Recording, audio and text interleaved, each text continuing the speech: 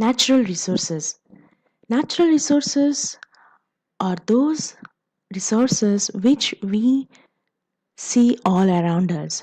We can define this as a form of energy or any matter which is essential for functioning of organism, population or any ecosystem. We can also define this as a form of energy or any matter which is essential for the functioning or any fulfillment of physiological, socio-economic, all the cultural needs which are at both individual level and that of community. So these are applicable and useful not only at the individual level, and it is to the community level also, and it is applicable and have different applications for all the individuals. For example, we can say different natural resources like land, solar energy, plants, etc. And next, moving to the classification of natural resources, according to Odum, classified natural resources into two categories. First is renewable and second category is non-renewable. Coming to the first one, renewable resources, it is nothing but a resource which can be used repeatedly and replaced naturally. So it can be replaced, keep on, it gets replaced, and we can use the resource and it can be recycled also. Next, coming to the different examples, solar energy is inexhaustible as it is continuously available throughout of our life. And other examples include water, soil, wood, rubber, like that. Next, moving to the non-renewable resources. Non-renewable resources that cannot be replenished through natural process.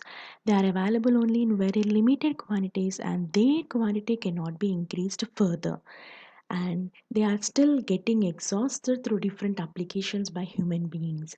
And coming to examples for non-renewable resources includes fossil fuels like petrol, coal, etc., metals, iron, copper, gold, and different minerals and salts. We can also classify non renewable resources into two categories: recyclable and non recyclable. Recyclable, these are again non renewable resources, but they are used further and can be recycled. For example, mineral ores like aluminium, copper, etc.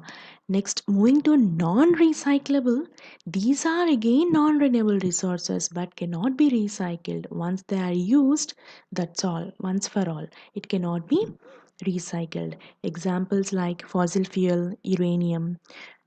Next, moving to the other classification of natural resources, they are also classified into two categories, that is biotic and abiotic. Biotic itself indicates that it is associated with the living resources. Living resources means examples includes plants, animals, that is flora and different fauna. Next, moving to abiotic. Abiotic are the non-living resources. Non-living resources includes all mineral ores, petroleum, coal, fossil fuel, all those. Next, we can also classify natural resources into two other categories, that is inexhaustible and exhaustible. Inexhaustible includes solar energy, groundwater, that means they are having in a plenty in quantity, whereas exhaustible includes coal, petrol, minerals, all those resources which can be used in large quantities and cannot be replenished. Right, next, let us see the different natural resources which we see all around us. Coming to the first one is forest. Forest is nothing but the dense trees or the plants which are covering a large area of land. We can also give a science of study of these forests, that is their preservation, management into forestry. We can have different types of forest like tropical hardwood forest, temperate hardwood forest, non-tropical rainforest, depending on their location. For example, in tropical hardwood forest, they are located in tropical areas like Central and South America, West Africa, where we can see some deciduous and evergreen forests. And next, moving to temperate hardwood forest, they are located in North America, Europe, Asia, and we can see seasonal rainfall is seen, and most of the flora we see is maple tree, oak tree, and some deciduous tree. So next, coming to is non-tropical, they are found in New Zealand, Tasmania, like that. And what is the importance of forest have got a huge importance as it is a source of timber, habitat. It is a natural habitat for different flora and fauna, and it is also having a recreation place, and we can there's a lot of oxygen and soil is also available. Next, coming to oceans, they cover about 70 to 78% of world, and we can see different types of oceans like depending on their location, like Atlantic, Indian, Pacific, Arctic, Antarctic oceans. And we can measure the salt content of oceans in terms of salinity. Salinity is nothing but it is a determination of amount of dissolved salts in 1 kg of ocean water. We usually define salinity and express it in terms of parts per thousand, which is represented by a symbol. For example, we'll tell ocean salinity is 35 symbol to 38 symbol depending on the salt content. Now, ocean has got very much importance as it is having biological environment. It is acting as a source of food. Different minerals are available, and we can see even different plants and animals can sustain in the oceans. Next, moving to land. Land is the area on which we are living, right? And agricultural lands and land for the industrial purposes, residential purposes, recreation, like the different types of lands are there. And with increase in the population, the land is getting also getting expanded, and it is getting occupied by different localities. Next, moving to plants.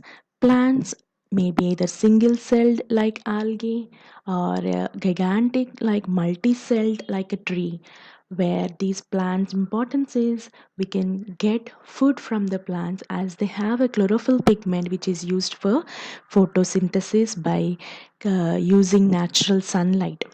And there are different sources of f- food, wood, fibers, oils, latex, and they can provide shelter. So, next, coming to coal. Coal is an important fuel substance of the plant origin, which is having carbon quantity in different proportions. Depending on the percentage of the carbon, they are classified into different types like lignite, subbituminous, bituminous, anthracite, semi-anthracite. The carbon content should be more, and so anthracite is having more amount of carbon content, which are having highest applications when you compare with other sources. Next, coming to petroleum, it's a crude oil, also oily flammable liquid which is present under the earth's crust. It is having mixture of hydrocarbons with traces of nitrogenous and sulfurous compounds. Obviously it is naturally occurring, and we usually explore the petroleum by drilling of the wells, and finally we have to collect it by mining process, and we can also refine the petroleum or crude oil simply by carrying out fractional distillation, where all the mixture of different solvents can be easily separated depending on their boiling points. So we can finally refine the crude oil and we can get the desired chemical. Next, we can also extract different chemicals, different crude oils, mineral oils from mining process. That is nothing but extraction of solid mineral resources from earth, like for example ores, precious stones, coals, all can be extracted. And there are different techniques of mining like surface mining, underground mining, and other methods using chemical or bacteria. Surface mining, that is a strip mining, we consider only the topmost layer of the earth's crust. Underground mining, simply we dig the wells and carry out extraction. Other methods include chemical or bacteria, where we convert the solid form into liquid form so that the extraction will be easy. Finally, we need to conserve all the natural resources so that it is having application and they can be used for the future generation. For example, timber, topsoil, minerals, forest, all to be conserved, and endangered species can be given protection by carrying out different trade techniques. And UN conference on environment and development, which is an earth summit of 1912, which is going to protect world's biological diversity. Finally, we need to conserve the natural resources so that we can maintain human peace for the sustainability of human life on the earth. Thank you.